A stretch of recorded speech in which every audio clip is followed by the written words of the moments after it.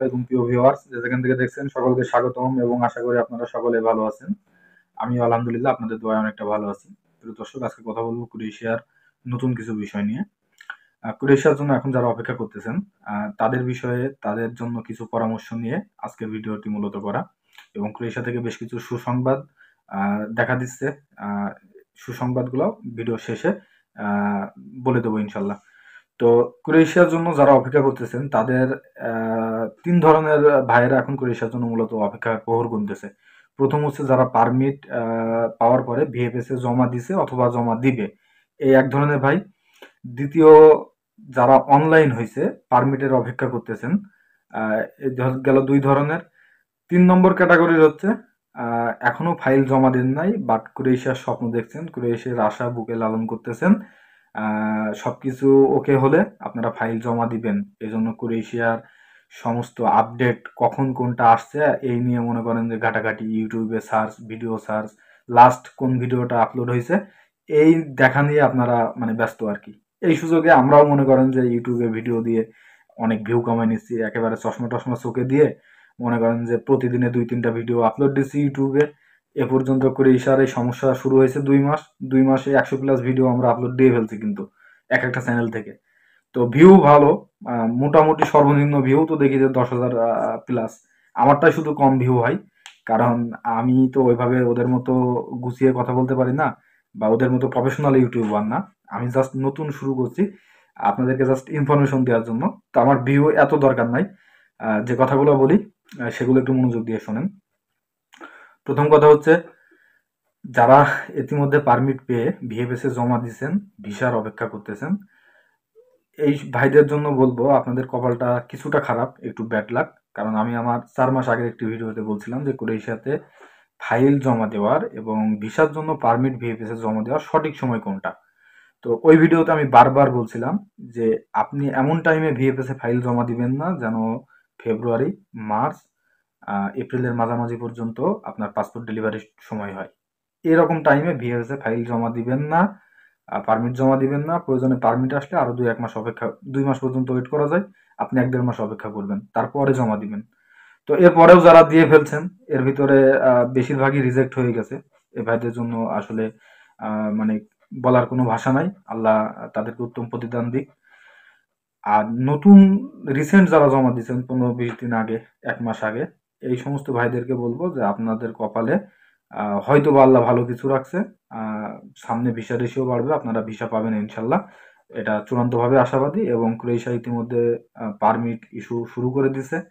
এবং যারা মনে করেন যে এই ক্রোয়েশিয়াকে ব্যান করছিল ফেসবুকের গ্রুপে, ইউটিউবের ভিডিওতে, বিভিন্ন গণমাধ্যমে, তারাই দেখেন গত ২ দিন থেকে বিভিন্ন গ্রুপে তাদের ফেসবুক পেজে পোস্ট করতেছে ক্রোয়েশিয়ার সুসংবাদ আসতেছে, ক্রোয়েশিয়া নিয়ে অনেক পজিটিভ পোস্ট করতেছে। তো আসলে ওরা জেনে শুনে করছে কিনা আমি জানি না, যেহেতু আমি নতুন একটি মানুষ, আমি ছোট্ট একটি মানুষ, ক্রোয়েশিয়া সম্পর্কে আমার যতটুকু জ্ঞান আছে আমি জানি যে প্রতি বছরে সেই ১৮ সাল থেকে শুরু হয়েছে ক্রোয়েশিয়ার ভিসা বাংলাদেশিদের জন্য। ১৮ থেকে এখন ২৫, ৭ বছরেই আপনি রেকর্ড দেখেন। এই জানুয়ারি, ফেব্রুয়ারি, মার্চ, এই ৩ মাসে ভিসা রেশিও খারাপ থাকে। এই ৩ মাসে বিভিন্ন মানে গুজব ছড়ায়, গুঞ্জন ছড়ায়, ভিসা দিবে না, ভিসা রেশিও কমে গেছে, যা দেওয়ার দিয়ে দিছে আগে, আর নতুন করে দিবে না। এই ধরনের রিউমার এই ৭ বছরের এই সময়ে প্রতি বছরে এই ধরনের রিউমার ছড়ায়। তো এ নিয়ে ঘাবড়াবেন না।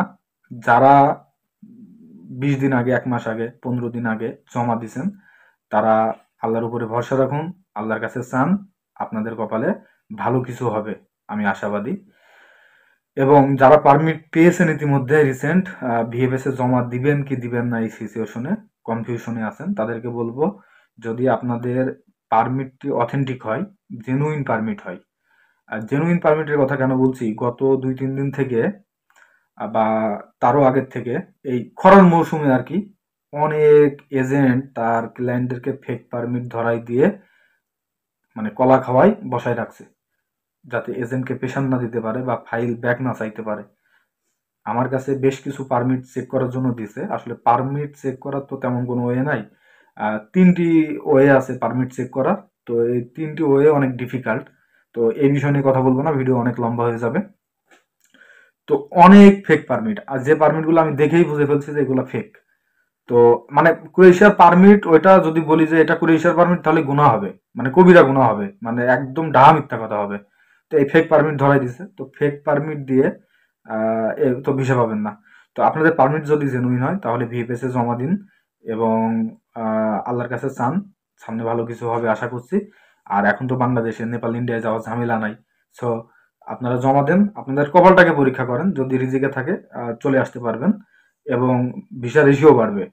এটা আপনারা নিশ্চিত থাকেন যে ভিসা রেশিও আগামী এপ্রিলের 10-15 তারিখ থেকে দেখবেন যে পুরোদমে ভিসা দেওয়া শুরু করছে। আচ্ছা, এখন আসি 3 নম্বর ক্যাটাগরির ভাইদের জন্য, যারা ক্রোয়েশিয়ার জন্য ফাইল জমা দিবেন ভাবতেছেন।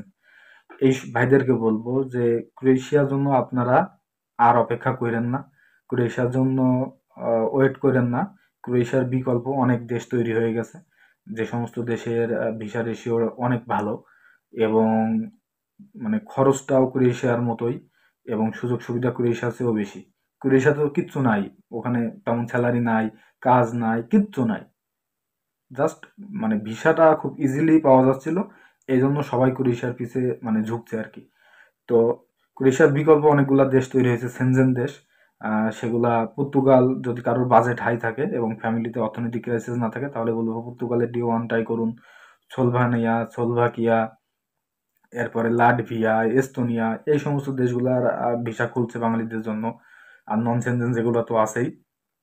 তো ক্রোয়েশিয়ার জন্য মানে কেন আপনারা আর ওয়েট করবেন না, এটি কেন বলছি, তার কারণ হচ্ছে ক্রোয়েশিয়া অনেক ভিসা দিছে বাঙালিদের এবং অন্যান্য দেশিদেরও।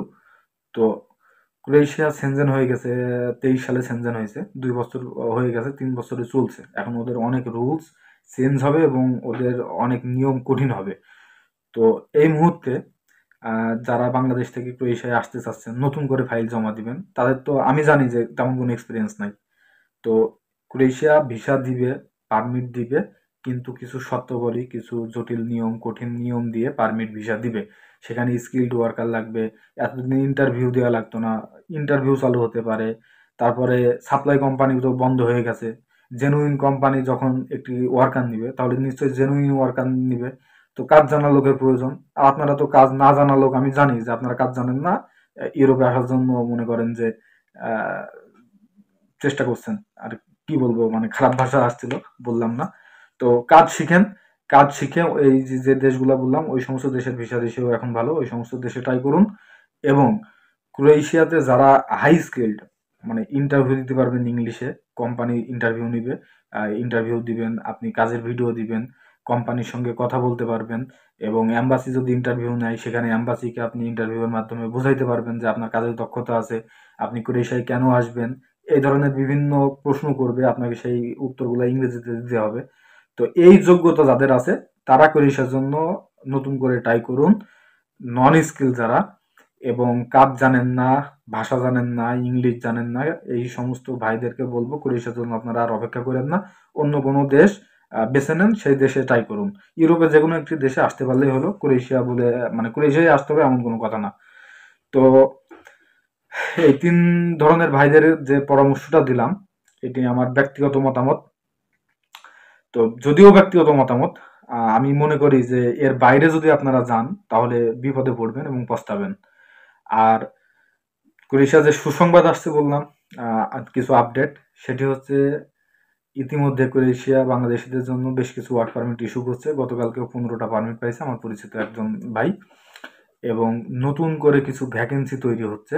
কিন্তু ওই এজেন্টরা সার্কুলার দিতে পারছে না, তার কারণ হচ্ছে ওরাই ক্রোয়েশিয়াকে ব্যান করছিল এবং অন্যান্য দেশে ওদের ফাইলগুলা কনভার্ট করছে, ট্রান্সফার করছে, এজন্য লজ্জায় আর পোস্ট টোস্ট করতে পারছে না সেভাবে। তো গোপনে গোপনে মনে করেন যে বিভিন্ন ভায়া দিয়ে ফাইল চাচ্ছে ক্রোয়েশিয়ার জন্য। তো ক্রোয়েশিয়ার জন্য যারা ফেসবুকে, গ্রুপে, বিভিন্ন জায়গায় ব্যান করে দিছিল একেবারে, তারাই আবার এখন নতুন করে পোস্ট করতেছে যে ক্রোয়েশিয়ার সুসংবাদ আসছে, ক্রোয়েশিয়া আবার লোক নিবে, পারমিট ইস্যু হবে, সবকিছু ঠিক হয়ে যাবে ইনশাল্লাহ, এই সেই নানা কিছু আর কি। তো সবকিছু মিলে ক্রোয়েশিয়ার খুব ভালো সময় আসতেছে সামনে। জাস্ট এপ্রিলটা আসতে দেন। এই যে ফেব্রুয়ারির 2 তারিখ, মার্চের 15 তারিখ আপডেট আসবে, এগুলো সব ভুয়া কথা, মিথ্যা কথা। এগুলা ক্রোয়েশিয়ার কোনো গভর্নমেন্ট সার্কুলার না, এগুলাই আমার মতো ইউটিউবার আর ফেসবুকের গ্রুপে মনে করেন যে হুদায় একটা পোস্ট দিয়ে ভিডিও ছাড়ছে যে 15 তারিখে আপডেট আসবে, তো 15 তারিখ তো ভাই আজকে চলে গেল, কোনো আপডেট নাই। তো এরকম ভাবে নির্দিষ্ট কোনো ডেটে আপডেট আসবে না, জাস্ট এই মার্চটা চলে গেলেই আশা করি যে সব কিছু একদম ওকে হয়ে যাবে। আপনারা আবার ক্রোয়েশিয়া আসতে পারবেন, তবে একটু সীমিত আকারে। আগে যেমন একটি পারমিট পাইলে ভিসা হয়েছে বা সচরাচর সবাই জমা করছে, সবাই আসছে, সবাই ভিসা পাইছে, এত অ্যাভেলেবল থাকবে না, একটু সীমিত হবে। তো এই ছিল আজকের ভিডিও। মূলত এই যে ৩ ধরনের ভাইদের কথা বললাম, এই ৩ ধরনের ভাইদেরকে ইনফরমেশন দেওয়াটাই আমার মূল উদ্দেশ্য ছিল ভিডিওর। তো অনেক লম্বা হয়ে গেছে, আজকে আর কথা নয়। পরবর্তী ভিডিও দেখার আমন্ত্রণ জানিয়ে এখানে শেষ করছি। ভালো থাকবেন সবাই। আসসালামু আলাইকুম।